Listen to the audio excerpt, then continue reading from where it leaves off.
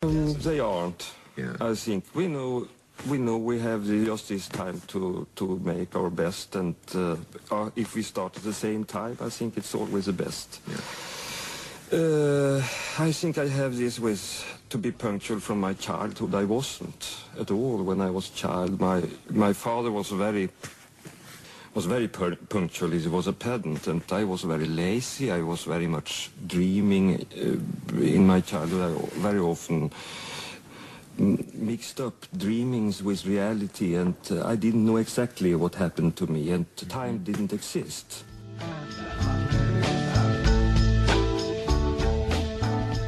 Amigos, ¿cómo están? Bienvenidos a Radio Uruguay, bienvenidos a La Máquina de Pensar. ¿Cómo andan? ¿Cómo lo pasaron este fin de semana? Espero que bien. Espero que hayan disfrutado del fin de semana. Arranca La Máquina a las 20:02 aquí en estudios de Radio Uruguay. Tenemos a Jorge Pozzi en controles de emisión. Lo tenemos al flaco Germán en la puesta a punto. Y ahí estamos escuchando el comienzo del programa. Alguien hablando en inglés. Ese alguien era Ingmar Bergman, el famosísimo director de cine sueco, en una entrevista que le hicieron en 1971. Ayer estuve viendo una entrevista de las últimas que le hicieron cuando tenía 82 años, con un gran actor que se llama Erland Josephson, y la verdad que vale la pena, está en YouTube, lo pueden buscar, es muy fácil de encontrar esa entrevista.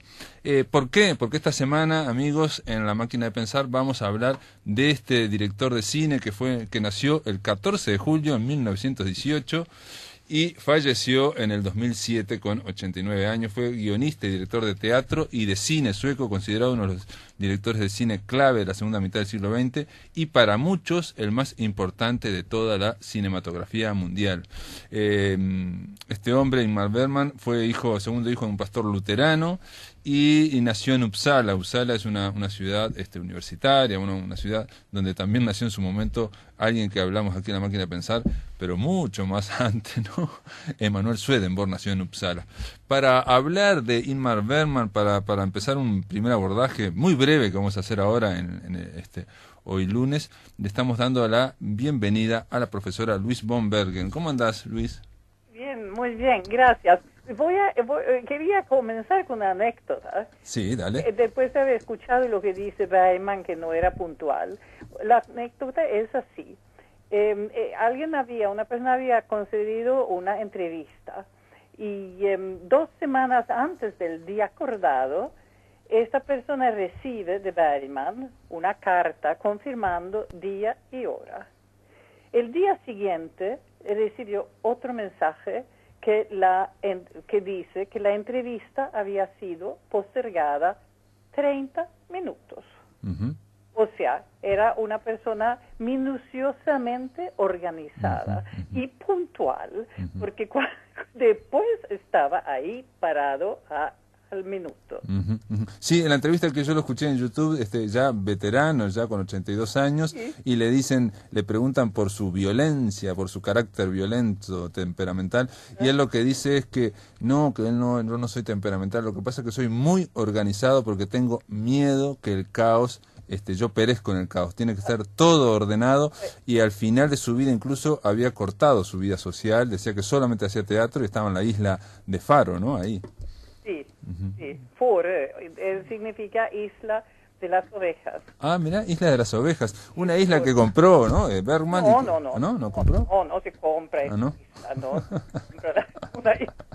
Bueno, pero él estaba ahí y no veía incluso a su amigo Erland Josephson, tampoco lo veía, se hablaba por teléfono. Solo salía para ir al teatro, para hacer los ensayos, y vivía prácticamente ahí en esa casa muy linda. Hay te lo cuento, Luis, capaz que vos no lo sabés, pero y a los amigos de La Máquina también, que hay una serie ahora que están pasando en el cable que se llama Trespassing Bergman, y es la fundación de Ingmar Bergman que invita a grandes directores a la isla de Faro, a la casa, que la tiene igual como si se hubiera estado viviendo Bergman hasta ahora. ¿Y qué pasa? En el living, en el salón más amplio, hay en todas las paredes hay 1700 videos VHS con películas. Y lo que hacen es invitar a directores de cine cuyas películas estaba Bergman veía, ¿no? Y entonces todos los directores quedan sorprendidos de que sus películas, por ejemplo, había un norteamericano, John Landis, que se sorprendió de que Ingmar Bergman le gustaba los Blue Brothers. Los Blue Brothers, una película sobre el blues, y él dice, yo no sabía, dice, yo un director comercial, si hubiera sabido que Bergman le gustaba, hubiera venido a hablar con él, dice. Mira, sabe que tenía un cine propio, privado, y que había funciones 2 veces, a las 3 de la tarde, a las 8 de la noche. En esta vivienda que tenía, que era varias casas, ¿no? Que ahora es una fundación. Exacto. Bueno, lo sabes. No, Luis, una vez cuando viniste la última vez, vinimos a conversar de Thomas Trastormer, viniste por acá, y estuvimos hablando un poco de Ingmar Bergman antes, y vos me decías que por un lado Bergman es sueco, pero que tiene esa cuestión religiosa o ascética de los luteranos. Claro, y entonces, bueno, se dice de él que él está molestando a los suecos porque están diciendo cosas que no queremos escuchar, y están entrando muy profundamente en la mentalidad sueca. La religiosidad, claro, él está luchando con Dios y con su padre, ¿no? Claro. Es así, tanto con... y después, bueno, se libera de esta lucha con Dios. Se puede decir, el silencio de Dios le hace sufrir, y que él escucha la voz y ve la cara del diablo, y ahí está luchando él, ¿no? Y usa, sí, que no sé qué te voy a decir. Tú preguntas si... Dale. Bueno, es decir, vos... él es muy sueco. Él es muy sueco. Bueno, una pregunta. Es un director que tuvo muchas, empezó en el año 45, tuvo muchas etapas. Por ejemplo, ahora se está dando la obra Escenas de la vida conyugal, dirigida y versionada por Álvaro Auchaín. Con él vamos a hablar el jueves. Te voy a decir, justamente, sí, es la película con que él gana, ¿cómo se llama cuando ganas una batalla? Él vence el pueblo sueco. Escenas de una vida conyugal, porque es su primera película para la televisión. Sí, empezó como una miniserie, después es capítulos de 50 minutos. Y entonces la primera vez que él amablemente, aunque es una lucha conyugal, por supuesto, pero habla de la realidad de una lucha o una relación entre un hombre y una mujer, que es una cosa muy cercana a todo el mundo. O sea, así gana él la popularidad de los suecos y de los daneses, ¿no? A través de la televisión, y después se acorta la película y va por el mundo. Sí, tuvo mucho éxito, Escenas de la vida conyugal. Yo la volví a ver este fin de semana y me sorprendió cómo él engancha y entretiene con algo tan mínimo como un hombre y una mujer hablando en un sofá, ¿no? Es brutal. Pero digo, esa gente, digamos, son de una pareja que está sufriendo y a la vez es una cosa sorprendente, ¿no? Sí, y que la gente considera que se hablan de ellos, de nosotros. Sí. Hace una radiografía, digamos, también del matrimonio y todo esto, aunque estos personajes que parecen tan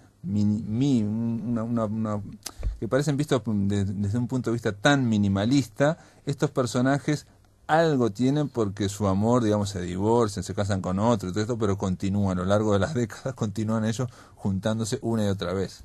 Sí, pero es cuando uno tiene una relación fuerte, no muere solamente porque uno se separa. Claro. Y decime, y de las otras películas, por ejemplo, bueno, esta Escenas de la vida conyugal no lo dije, pero más de 20 años después, como 40 años después, dirigió Saraband, es la última, donde reunió a los mismos actores, a Liv Ullmann y a Erland Josephson, para que hicieran los mismos personajes, pero después de haber pasado una vida, ¿no? 4 décadas. Sí, claro. Sin embargo, él no quiere hablar de como su última película. Él quiere ver su última película como si fuese Fanny Alexander. Entonces rechaza esta cosa. No podía dejar hacer las películas. Y ha hecho varias películas después de Fanny Alexander, y especialmente para la televisión, ¿no? después del ensayo, que ustedes también han visto acá, ¿no? Sí, sí, sí. Y Payaso que también Saravanzi, como tú dijiste. Pero él no quiere reconocer eso, él quiere decir que es la Fanny Alexander, que era su última película. Te pregunto algo, Luis, una de las cosas que aparecen en escenas de la vida conyugal y aparecen a lo largo de toda la obra de Bergman, es las personas que se están preguntando sobre el sentido de la existencia, para qué estamos haciendo las cosas, si vale la pena, si es posible la comunicación, si esto tiene algún sentido, pero es una y otra vez, bueno, si hay Dios o si no hay Dios, en fin, eso es una tradición sueca, tiene algo que ver con Ibsen o Strindberg, que son dramaturgos que a él lo influyeron mucho. No sé, pero como lo dije, voy a contestar en otra manera. Entonces voy a contestar con una obra de Strindberg que se llama La más fuerte. Y ahí hay una persona que habla y una persona que se calla. Y así está, como parece, construyendo sus películas, ¿no? Que él hace, en todos modos, esas películas, que contesta también con el silencio. El silencio es muy importante. Sí, en Bergman, sí. Es muy importante en Bergman. Y esta obra de Strindberg, La más fuerte, no sé si la conoces. La más fuerte, no la conozco. Sí, una habla y la otra calla. Solamente se expresa con su cara, ¿no? En todos modos, los suecos supongo que son más silenciosos que ustedes. Claro, sí. El silencio tiene una importancia muy grande, pero que, bueno, se dice que sí, que estamos muy... O sea, es muy difícil decir, porque si uno... ¿Cómo se mide si habla de los suecos o habla con los suecos? Porque él despierta un odio-amor en los suecos. Y mucho rechazo ha tenido que experimentar. Tú sabes que una obra como Noche de Circo, ¿lo conoces? Sí, Noche de Circo, sí. Sí, es una de las grandes películas de 53. Fue recibido como que, bueno, tenemos que soportar otro vómito de Bergman. Sí. Así fue recibido. Tenía que luchar con el público. Y no se puede decir que el sueco se siente reconocido en películas. Tú tienes que... Él va muy profundo y uno se defiende, ¿no? Claro. El mismo hecho de plantear la existencia de Dios, o el sentido de la vida, o la comunicación humana, parecen como temas muy grandes para conversarlos, y sin embargo los pone una y otra vez, aparecen estos temas muy trascendentales. Parece como que en él todo tiene que ser muy trascendente, ¿no? Siempre es un poco dramático también, un poco por decir, realmente es muy dramático. Claro, y que vamos, por ejemplo, los luteranos no hablan tanto del diablo, no está tan presente, tampoco no el infierno, sin embargo, él habla del infierno en la tierra. Decime, Luis, y en su momento, una película que a mí me gustó mucho, que es El Séptimo Sello, ¿cómo fue recibida en Suecia? Tú sabes que no sé. Eso no sabe. Sí, no, porque todas las películas han sido, además, especialmente después del reconocimiento, todo el mundo lo ve, recibió mucha crítica. En los 60, por supuesto, los cineastas tenían que estar en las barricadas y tener una conciencia política, y lo rechazó Bergman mucho, ¿no? Es una cuestión, parece media sintomática, que los grandes genios o los grandes talentos como que son a veces descubiertos, respaldados afuera y no entre la gente, digamos, con la que comienzan, ¿no? Parece un cliché, un lugar común, pero se da una y otra vez. En esta última entrevista que le hacen, y que te la recomiendo, con Erland Josephson y Ingmar Bergman, él tiene 82 años, Bergman, y Josephson tiene creo que 76 o 78, cuenta Bergman cuando él le pegó a un crítico de cine. Sí.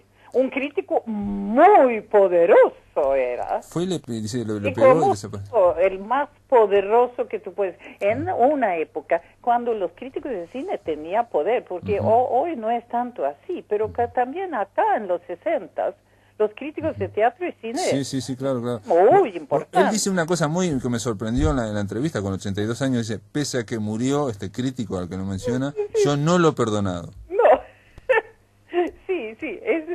Ese sí es una de las anécdotas en su vida. Quería decirte, bueno, tú quieres hablar o contarme una cosa, porque me parece, en todos modos, el interés despierta en el... quería mencionar un libro que ha salido que se llama Ingmar Bergman, el Reference Guide. Es una cosa imprescindible para un estudioso de Bergman. Pero otra cosa muy importante, en 2012 se escribió una obra de teatro que se llama El archivo de sueños y visiones imposibles a realizar. Y este es el material que Ingmar Bergman había rechazado. Por ejemplo, Amor sin amante. Hay una obra de teatro que se llama, donde él en la tapa ha escrito un catástrofe total. Y él dijo que había quemado en realidad todo lo que él había rechazado, pero no era verdad. Él había guardado cada papelito y ese se incluyó entonces en el archivo que se donó al Instituto de Cine, ¿no? Y entonces en este se ve un Bergman humorístico, a veces con humor sofisticado, pero también muy grosero, de baja estorba. Mira. Sí, chocante. Sí. Pero él mismo lo rechazó. Entonces hay escenas de adentro de un útero, que también se puede entender también en Bergman, pero algunos intentos pornográficos, más bien humorísticos, y comentario con Ingmar Bergman no tiene vida, así con grandes letras, rechazado. Bueno, él era un escritor, era un dramaturgo, era un director de teatro, de cine. No, son cosas para hacer. Eran cosas para hacer películas. Claro. Sí. Proyectos de películas que no hizo, ¿no? En este material hay también la perspectiva de queer. Mira. Sí, que tú encuentras solamente en una película, es Ismael en Fanny Alexander, pero en el material rechazado hay mucha en esta perspectiva. Bueno, es curioso, es como el otro Bergman, el Bergman que en realidad no sé qué el derecho que tenemos de mostrar o de ver.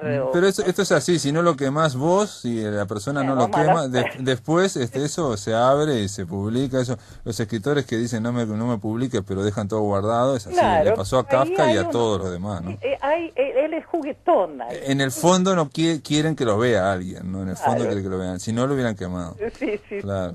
Pero es otro Bergman, no serio, a lo mejor lúgubre. Sí, trascendente. De todas formas, yo estoy mirando acá, no recordaba, estoy mirando en Wikipedia, él ganó el Oscar a la mejor película extranjera en 1960 y el Oscar a la mejor película extranjera en 1961. 2 años seguidos no es para cualquiera. Luis, te tengo que dejar, te agradezco profundamente porque de alguna forma diste una visión, digamos, más sueca y déjame decir una cosa más solamente, porque tú sabes que es un hombre que es sueco, que no poder vivir en el extranjero, ni siquiera le gusta viajar, le gustaba viajar, intentó, entonces y tú sabes que es chocante para el uruguayo, él dijo que no le gusta el sol, él le gusta el cielo suavemente cubierto con una liviana tapa nubosa, como en Suecia. Está bien. De todas formas tiene una película que se llamó Fresas Salvajes y tiene algo que ver también con la primavera y con todo eso, ¿no? Claro, la primavera, pero tiene que ser sueca. Claro, sueca. Preciosa. Muy bien. Bueno, Luis, gracias por estar acá en La Máquina de Pensar. Bueno, gracias a ti. Amigos, continuamos después de la pausa y vamos a hablar con un escritor que está aquí mismo. En el aire de Radio Uruguay, La Máquina de Pensar.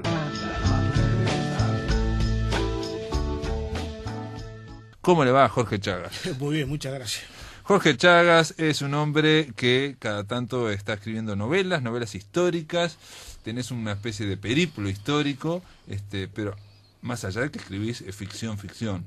En este caso te invitamos para hablar de La Sombra, la novela de Ancina, editada por Rumbo, y una novela que sacó segundo premio en el MEC, en los premios anuales del MEC del año pasado, ¿no? Exactamente, sí, el segundo premio narrativa inédita.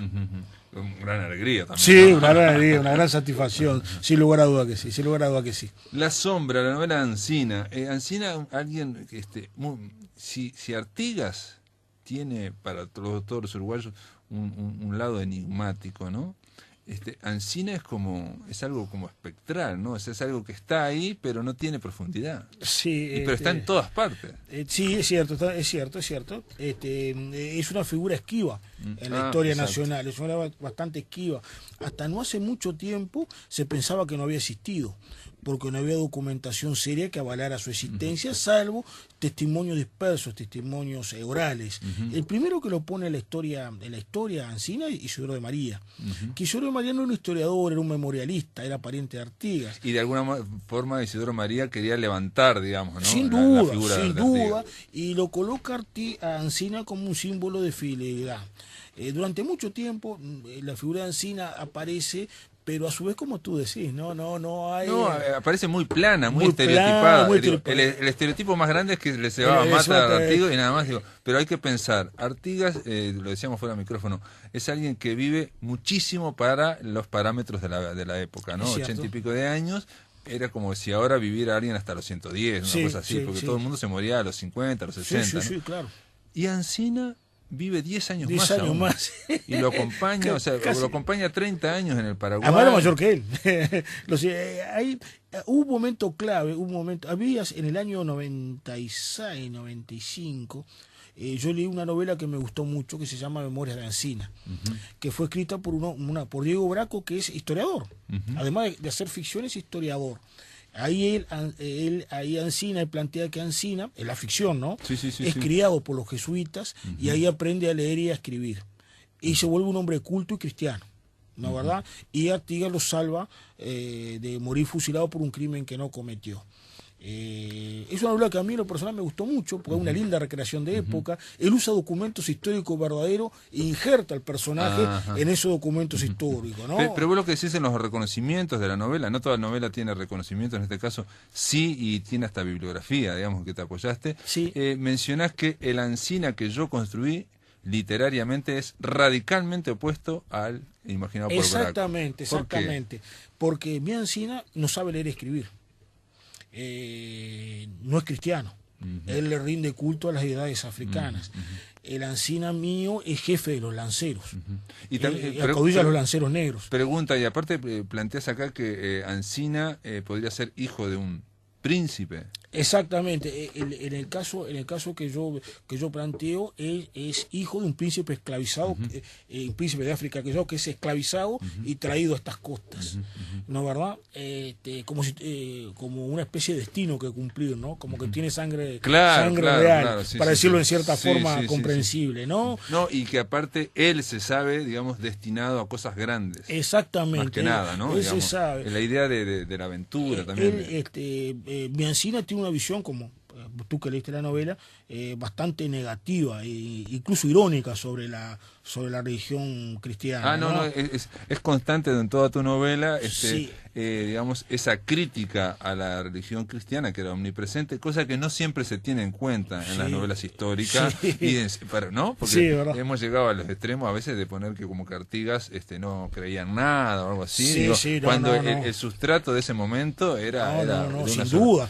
Y lo que vos manejás muy bien y que llama mucho la atención es no solo Ancina criticando la religión cristiana, sino contando, como si fuera una especie de poeta popular, ¿no? Recontando todos los mitos africanos. Sí, exacto. Que son fabulosos, ¿no? Son fabulosos. Él, a través de la novela se ve que él recuerda la mitología africana, que tiene dioses, diosas, espíritus benignos y malignos. El padre Olodumare, Ese es. y aparte donde incluso hay una inundación también. Sí. Hay un, ¿no? un diluvio. Hay un diluvio africano. Hay un concepto de la naturaleza, un concepto fuerte. Él habla mucho de los espíritus de la naturaleza, el espíritu de la razón, el espíritu de la cobardía, el espíritu que da valentía.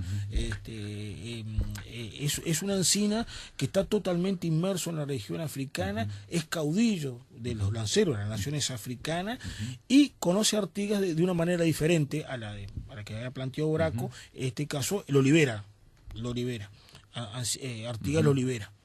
La verdad, le concede la libertad y a partir de eso que hay un diálogo que recomiendo leerlo, el diálogo, porque le pregunta en un momento si le concede la libertad, y la respuesta de Artigas y las dudas mismo de Encina que pueden dar una pista de la novela por donde se encamina. Que la libertad no se concede. La libertad no, exactamente lo dice Artigas. Del momento que te rebelaste contra tus captores, empezaste a ser un hombre libre. Yo no te concedo nada. Interesante. Cuando decís de los lanceros, ¿eso está basado en un hecho real o no? El tema datos. El tema es el siguiente. Porque que Encina era importante dentro de, digamos, el círculo de poder que lo rodeaba Artigas, eso está fuera de discusión, ¿no? Exacto, eso está fuera de discusión. Está fuera de discusión. La cuestión es la siguiente, lo que se pone énfasis en mi novela es en los lanceros negros. Lanceros y lanceras. Sí. Lanceras. Vos decís que la mayoría eran mujeres. Sí, o sea, las mujeres también eran lanceras. Melchora Cuenca, que fue la mujer de Artigas, era una gran lancera, una gran jinete, como eran todas las mujeres de esa época, al menos las que estaban en el mundo del campo. No había más remedio que ser buena jinete, buena lancera, se les iba la vida en eso. Yo lo que trato de rescatar esa masa que ha sido anónima durante mucho tiempo en la historia, esa masa anónima que sigue a los caudillos. La historia uruguaya en general siempre se ha basado, como la historia de otros países también, en líderes, ciertos líderes, fulano, es mengano. una película donde hay pocos protagonistas. Sí, que son los grandes hombres pero nos olvidamos de la gente que lo sigue. ¿Cómo era la historia de esa gente que lo sigue, especialmente durante la redota? Que después se le llamó éxodo, porque para la época fue la redota. Después se convirtió en una especie de éxodo bíblico, como un pueblo elegido. Pero eso es otro tema. Eso es una construcción a posteriori. Pero era la redota, es toda esa gente, toda esa masa humana que lo sigue, que él les pide que no lo sigan, y ellos sin embargo lo siguen quemando, incluso sus ranchos y su pertenencia. Y lo siguen, y él en ese momento tiene más remedio que aceptarlos, porque esa gente lo acepta, ¿no? A él como caudillo, ¿no? Esa masa humana que está en purificación. Vos decís en un momento, decías ahora fuera de micrófonos, que si en la redota se hubieran incorporado también los charrúas, quizás no hubiera pasado lo que ocurrió después con Rivera, ¿no? Los charrúas fueron a la redota. No, yo lo que decía es que si los charrúas hubieran acompañado a Artigas a Paraguay. Al Paraguay, correcto. Eso es lo que yo dije. Si los charrúas hubiesen, el menor núcleo guerrero, ¿no? El núcleo guerrero hubiese ido con él a Paraguay, si hubiese exiliado con él, muy probablemente no hubiese ocurrido, ¿no? La historia hubiese tenido otro sesgo diferente, ¿no? Jorge, cuando hablamos de la sombra, la novela de Encina, obviamente es la sombra de Artigas, ¿no? Es alguien que está al lado constantemente de Artigas. Sí. Incluso haciendo a veces hasta como un contrapunto, sí, ¿no? Exacto. No diciéndole a todo amén. Sí. Pero hablamos del destino esquivo que ha tenido Encina, por ejemplo, en la estatua que hay frente a Tres Cruces, donde está la estatua de Encina, resulta que el hombre que está retratado no es Encina. Sí, el tema, no hubo mala intención. Fueron circunstancias fortuitas. Allá durante el gobierno de Santos, Uruguay le devuelve los trofeos de guerra a Paraguay. Y la misión Tajes. Y en ese momento los paraguayos le dicen a lo que el que está acá todavía es Ledesma, que está todavía acá. Manuel Ledesma está todavía vivo. Entonces lo traen, lo homenajean, lo invitan a la ceremonia. Viene Viene con su bastón. Sí. Y ahí le sacan esa foto. Ah, el daguerrotipo, que es la tapa de tu... Sí, eso por circunstancia, pero la foto es un bastón. Ese bastón, cuando hacen el monumento, lo cambian por una lanza y ponen Manuel Ledesma alias Ancina. Sí. Después se dan cuenta que no son la misma persona. Y después gente que rompe los monumentos le rompió la lanza y volvió a tener un bastón. Sí, en realidad es un bastón. Por eso está sentado, porque claro, es así. Pero en realidad no sabemos cómo era Ancina, no tenemos idea cómo era Digo, su en fisonomía. el caso de Ledesma también estamos hablando de alguien que era octogenario, Sí, era muy bien. o no, Pero era mucho más joven que que Ancina, por eso lo sobrevivió. Ahí también hay una cuestión como de fusionar tres personas en una, ¿no? Sí. Porque aparentemente había tres... El negro Montevideo. Montevideo, Ledesma y Ancina, ¿no? Y había otros más que formaron esa comunidad que está allá todavía en Barambé, que está Paraguay. allá en Paraguay, esa comunidad que sobrevive hasta el día de hoy, ¿no? Artigas, no es que Artigas haya ido solamente con Ancina, tenía un grupo de guerreros que eran los más fieles, los negros, fueron los más fieles que le siguieron hasta el final, ese grupo, es por eso. Muy bien, Jorge Chagas, si me esperás vamos a la pausa y después seguimos hablando sobre La Sombra, la novela de Ancina, editada por Rumbo Editorial y escrita por este hombre llamado Jorge Chagas. En el aire de Radio Uruguay, La Máquina de Pensar. Seguimos aquí, amigos, aquí en La Máquina de Pensar. Nos pregunta Nelson de Paysandú, ¿qué películas, me dice el flaco, con qué películas ganó el Oscar Bergman en el 60 y en el 61? Bueno, el primer Oscar fue con El manantial de la doncella, una película que a mí mucho no me gustó, pero bueno, le dieron el Oscar. Y en el 61, Como un espejo o Detrás de un vidrio oscuro, que es una gran película, a mí me gustó mucho. En fin, estamos con Jorge Chagas, estamos hablando de La Sombra, la novela de Ancina. Hay muchas preguntas que yo te voy haciendo fuera de micrófonos porque, claro, el tema es saber algo de este enigma, ¿no? Yo te decía, en tu novela, Ancina no solamente, digamos, dirige la tropa de lanceros, sino negro, sino que está al lado de Artigas. En un momento hay un documento, Artigas lo manda como espía, y digo, para mandar a alguien como espía se precisa que sea de gran confianza y que sea de una gran inteligencia. Sí. Vos no vas a mandar a alguien medio abombado, porque Sí. es obvio que tiene que ver con una serie de características y de valentía y de un tipo que sepa resolver las cosas en poco tiempo, ¿no? Sí, hay una carta de Artigas a Rivera que dice: mandé al tío Lencina a hacer tarea de espionaje a los buques portugueses. Eso es historia pura. Eso no está en la novela, porque esa parte no está, porque yo me guié yo preferí otros aspectos de la novela, ¿no? Lencina sería el apellido, el hombre era Guatero, le decimos en tu novela, sí. Y después le empiezan a decir Ancina, ¿no? Sí, queda como una especie de... Hay todo un tema. En el año 50, 51, en el año 50 se festejó con mucha pompa en el Uruguay los 100 años de la muerte. En 1950. Sí, de Artigas, ¿no? Fue un año muy espectacular para Uruguay, Maracaná, el país tenía una bonanza económica, fue un año inolvidable para todos aquellos que lo vivieron. Se publicó La vida breve. Pero Onetti está. Sí, pero ahí nadie se daba cuenta. Nadie lo conocía, Onetti. Y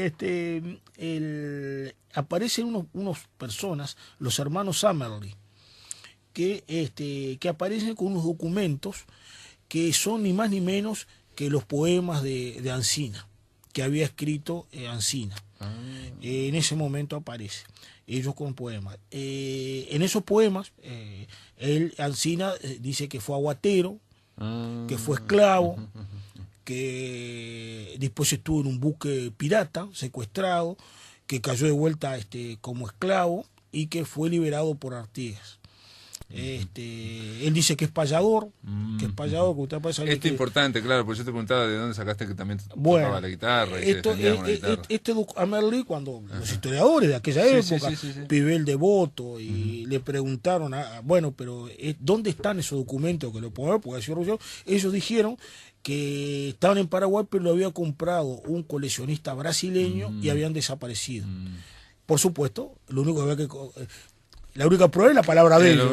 Entonces eso quedó quedó eliminado, no quedó como prueba, pero al margen del rigor histórico, nunca vamos a saber si realmente los hermanos Amerlit realmente existió un documento.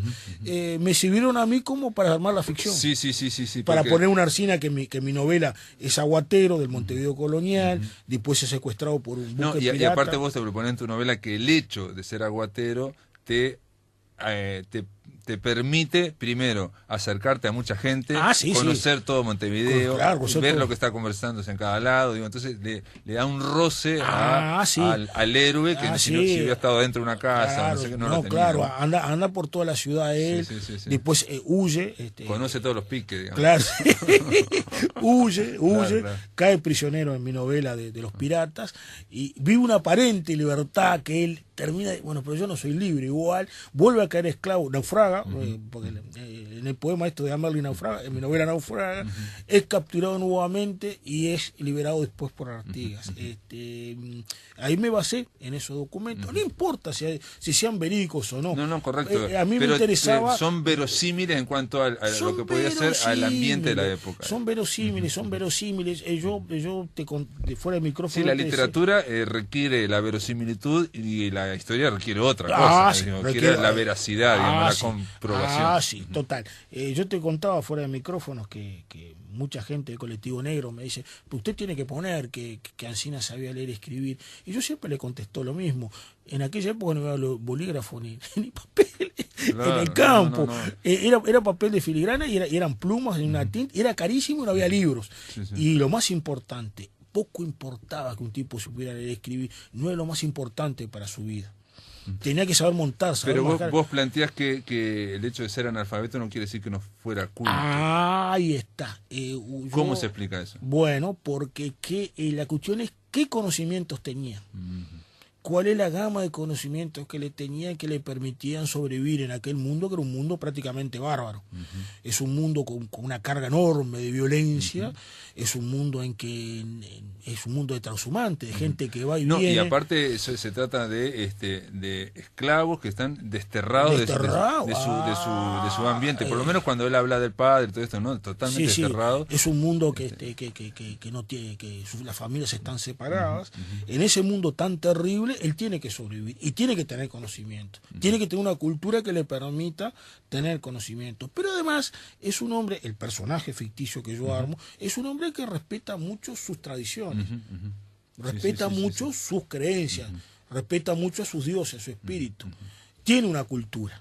No será la cultura occidental y cristiana. Claro. Pero tiene su cultura. Yo te decía en la contratapa, Laura Marauda dice en un momento de tu novela, dice, logra un mundo narrativo desgarrado y verosímil, cercano a la poesía. Y yo te decía que quizás uno de los recursos más antiguos de la poesía en el planeta, ¿no? Es el de la repetición. Quizás de los más antiguos y de los primeros, ¿no? Donde uno repite las palabras, cosa que en la narrativa generalmente no, se trata de no repetir, no sé. Y vos en tu novela hay como leitmotiv, se van repitiendo una y otra vez toda la cuestión de los dioses ancestrales, todo ese Parnaso, digamos, africano, donde los dioses pelean, asisten, y eso es algo que se está continuamente repitiendo. Exactamente. Además hay dioses masculinos y femeninos. Claro, sí, es parecido, digamos, por decir algo, al politeísmo de los griegos. Claro, ¿no? Esa idea, ¿no? Incluso las lanceras reivindican una diosa olvidada, la lancera.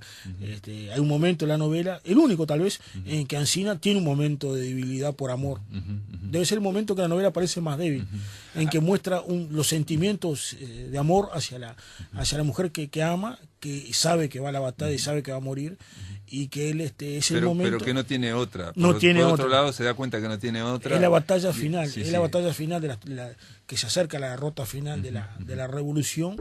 Es el momento, y bueno, estas lanceras reivindican una diosa olvidada. Jorge, para mí, yo te decía que la parte que más me impactó, digamos, como lector, o que te pega bajo, digamos, es cuando Alsina descubre o confirma, o él mismo comprueba que Artigas no era abolicionista, no estaba en contra de la esclavitud, y incluso cuando devuelve esclavos escapados a sus dueños. Sí, esto se sabe de tiempo inmemorial, ¿no? Que Artigas no era abolicionista. El tema es el siguiente. Pero y devolver negros esclavos a sus dueños Sí, porque eran aliados sí, de la revolución. sí, claro, Es durísimo. Entonces, es duro, aparte sí. mencionan como 8 o 9 nombres. Sí. El Son tema, todas personas que sí, se huyeron, vinieron con Artigas para ver si Sí, fue, sí. y el loco los Sí, lo devuelve porque necesitaba el apoyo de sus amos, ¿no? El tema es así. El tema es que al no haber en esta parte del mundo plantaciones, grandes plantaciones Como por el pasó clima. en el sur de los Estados Unidos. Sí, ¿no? que eso es un tema aparte. Sí, sí. La esclavitud no es un problema político. No es un problema político, no es un problema acuciante para la persona que está haciendo política en esa época, como es el caso de Artigas. No es prioridad liberar a los esclavos. Claro. El concepto de Artigas de la esclavitud es un concepto institucional, porque él habla de negros libres que tienen derecho a ser propietarios de tierras. Ajá. En la reforma artiguista, la Sí, reforma sí. agraria, él habla de negros libres que tienen derecho a tener tierras. O sea, él no niega que haya hombres negros que sean libres que tienen derecho a ser propietarios. Sí, le da digamos, el rango de ciudadano a todos, sí. a los libertos y a todos. A los libertos. sí. Pero él tiene un concepto institucional de la esclavitud, que se entra o se sale. Y la esclavitud es una institución que está ahí.